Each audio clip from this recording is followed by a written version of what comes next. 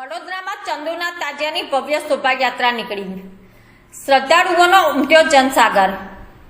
વડોદરામાં ચંદુના તાજિયા તરીકે ઓળખાતો ઐતિહાસિક તાજિયા ત્રીજા ચાંદના અવસરે યાકુતપુરાથી તુલસીવાડી સુધી ભવ્ય શોભાયાત્રા સાથે પહોંચ્યો.